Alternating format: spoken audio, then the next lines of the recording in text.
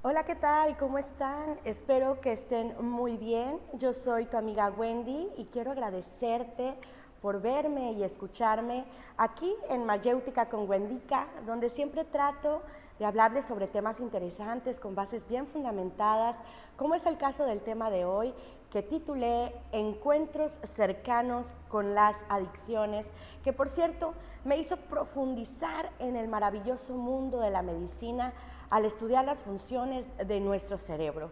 Espero que les guste y por favor no se olviden de dejarme sus comentarios, sus sugerencias, preguntas y regalarme un like, ¿vale? Ok, bien, entremos en materia.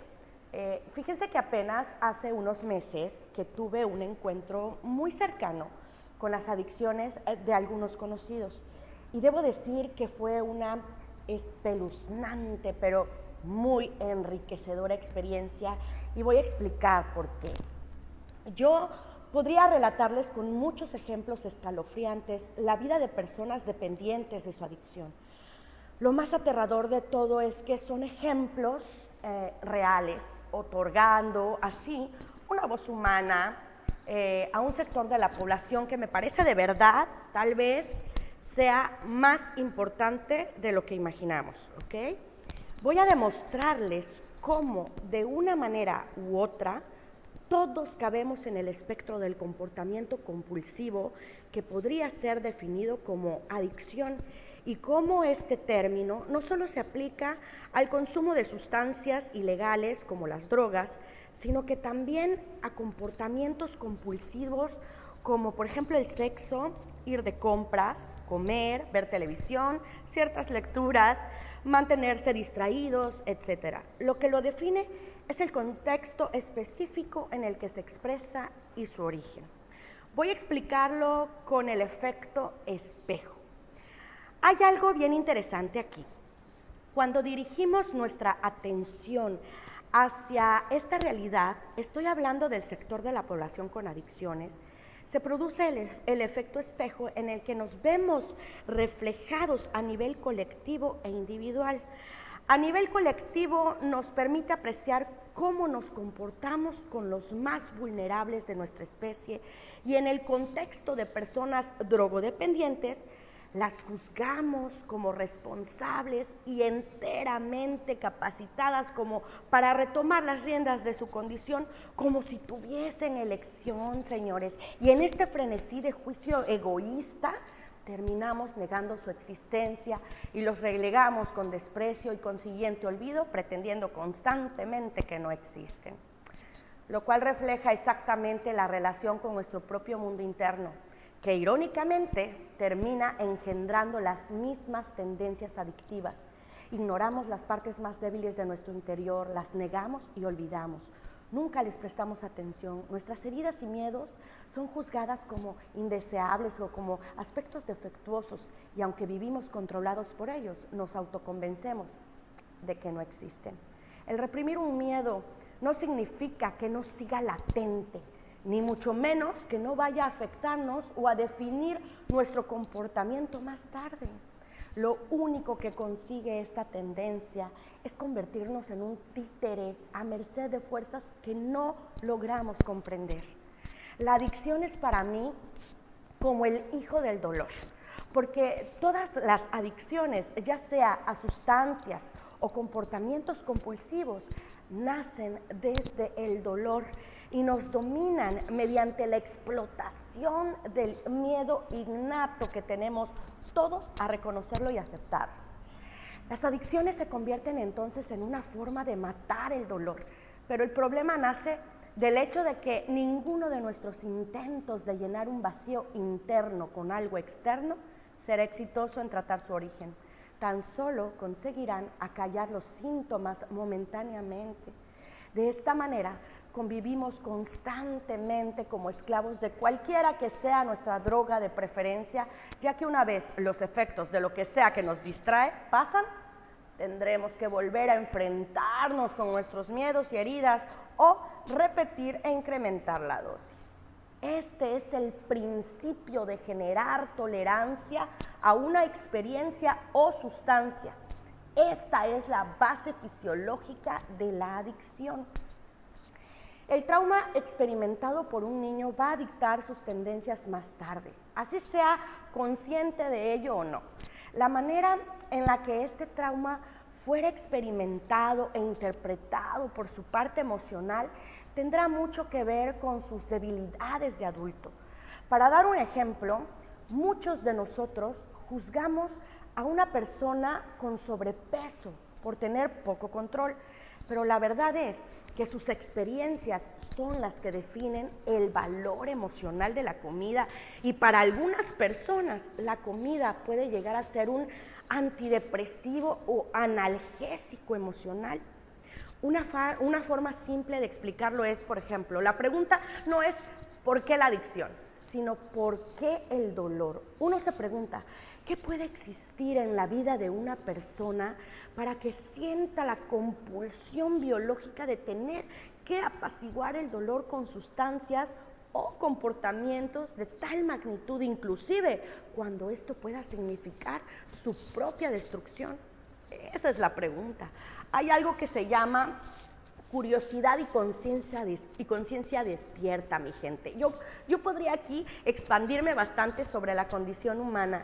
En nuestro cerebro hay partes que cumplen la función ejecutiva de cuestionar nuestros impulsos y evaluarlos para que nuestras decisiones sean influenciadas por nuestra razón. El cerebro de una víctima de un trauma severo y consecuentemente de tendencias adictivas pierde la conexión con esta parte ejecutiva, por ende su comportamiento es más impulsivo, es como un coche sin frenos. Estos frenos son desarrollados en gran parte por el ambiente en el que el cerebro crece. Una infancia llena de traumas y dolor estropean el desarrollo de ciertos mecanismos naturales en el cerebro, y estos son reemplazados por otros. Este cerebro desde su infancia crece entendiendo el mundo como un lugar hostil, frío y doloroso del que hay que huir para sobrevivir. Y encontrar el modo de reestructurar nuestro cerebro es esencial para entender el proceso en los demás y en nosotros mismos, ya que el cerebro en realidad nunca pierde elasticidad, lo cual otorga esperanza.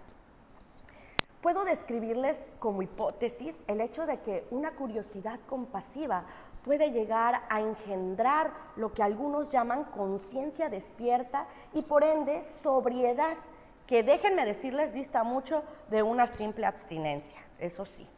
Es preciso que entablemos una relación íntima y veraz con nosotros mismos, ayudándonos de preguntas como, por ejemplo, ¿cuál es el origen de mi dolor? ¿Por qué dependo de esta sustancia o comportamiento? Evitemos la trampa de enjuiciar nuestras tendencias, lo cual solo serviría para expandir el ciclo del trauma: dolor, adicción, juicio, dolor, adicción. Esto es como un círculo vicioso, mi gente. Les aclaro, yo no estoy intentando justificar aquí ningún tipo de comportamiento. Al contrario, la única forma de ser realmente responsables por nuestras adicciones y su efecto en nosotros y los demás es volvernos conscientes de nuestra dependencia particular, y esto es imposible si se empieza este examen del comportamiento propio mediante la crítica demoledora. En cambio, si adoptamos una actitud sosegada, de completa sinceridad con nosotros mismos y con los demás, el monstruo que nos debilita pierde fuerza, pues el dolor reprimido, olvidado o ignorado seguirá operando la adicción mientras continúe escondido tras una oscuridad tan opaca que no acertaríamos a reconocerla ni en nosotros mismos, mi gente. Cualquier adicción o tendencia probablemente tuvo su origen en un mecanismo de defensa, algo que en algún momento fue necesario para nuestra supervivencia, y esta función tiene una importancia tremenda y digna de admiración desde el punto de vista de lo maravillosa que es nuestra maquinaria a la hora de proteger nuestra adaptación al medio. El problema persiste cuando el mismo programa generado para sobrevivir continúa rigiendo los aspectos de nuestras vidas, pese a que estos ya no guardan ninguna relación con el evento o eventos iniciales. Es decir, que ya no existe el peligro y por tanto ya no necesitamos este mecanismo de defensa.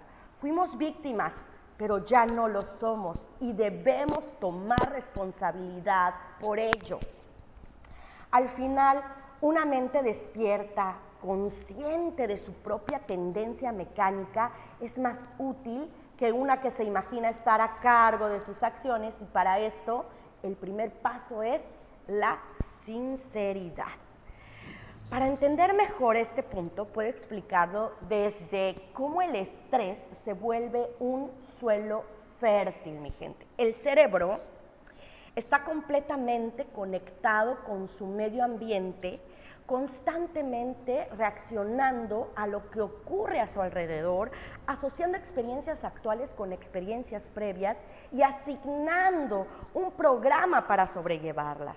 Uno de los factores más comunes en las recaídas de los adictos es el estrés, que se puede originar de muchas más maneras de las que creemos.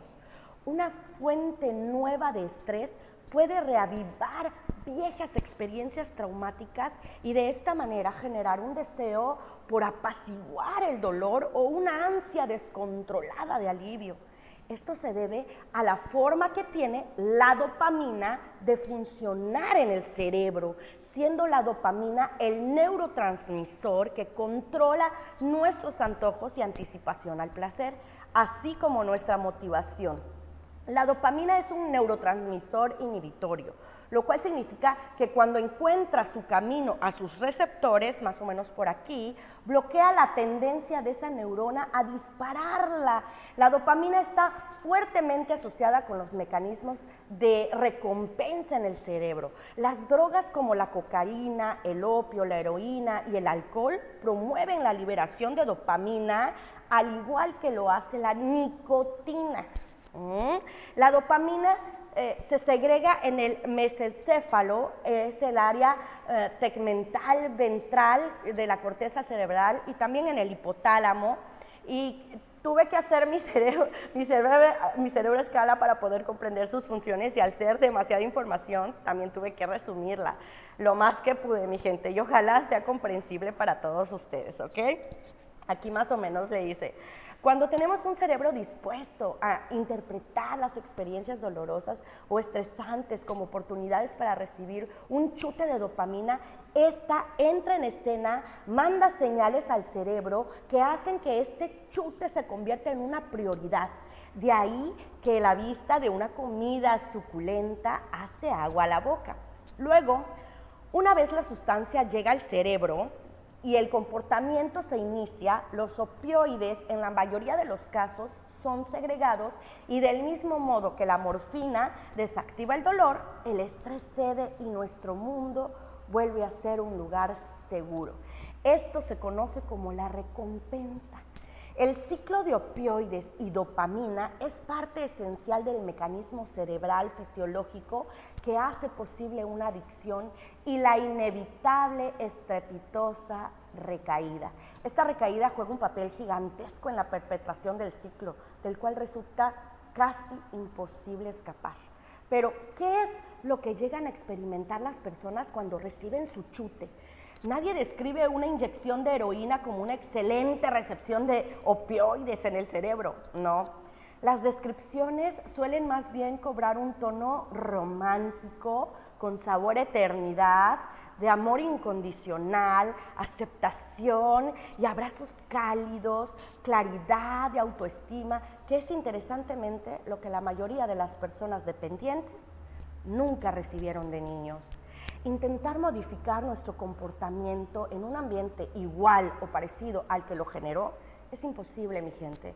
Y si nos ponemos a pensar en qué ambiente viven la mayoría de usuarios de sustancias adictivas, la recuperación es más que improbable. Es una consideración ridícula por demás. Como conclusión, yo espero de verdad que hayan comprendido realmente la magnitud de la importancia que tiene el voltear a ver a este sector de la población, donde indudablemente muchos de nosotros estamos inmersos y nos vemos reflejados en esta cruda realidad. Quizás nos llevemos una sorpresa y este video nos enseñe más de lo que hubiésemos imaginado. Y si no es por nosotros, pues puede que reconozcamos a alguien en una situación como la que les describí, por ejemplo. Miren, mi gente, la verdad es que no es posible evolucionar como especie o comunidad si esta cantidad descomunal de sufrimiento diario sigue siendo ignorado por todos nosotros. En cambio, al hacernos conscientes de su existencia, puede revelar nuevas facetas de nosotros mismos y alentarnos hacia cambios positivos. Si sufres de codependencia o cualquier tipo de adicción, llegará el momento en que la pérdida de tu libertad te amargará la vida y harás cualquier cosa para retener a la persona u objeto de tu apego. Te humillarás, suplicarás, gastarás tiempo y esfuerzo, incluso tratarás de engañarte a ti mismo viendo las ventajas de ser un buen esclavo. Llegar a la comprensión, a la claridad, a ver las cosas como realmente son, es un paso muy importante para tu recuperación hacia tu liberación. Comprender que el apego te arrastró a tal punto de que en realidad tú mismo eliges a tus propios amos y eres víctima de tu propio invento. Esta masa gris que tenemos todos aquí no está de adorno. Úsenla, abran su mente, expandan su visión de lo que pasa alrededor. Seamos conscientes, mi gente. Gracias por escuchar.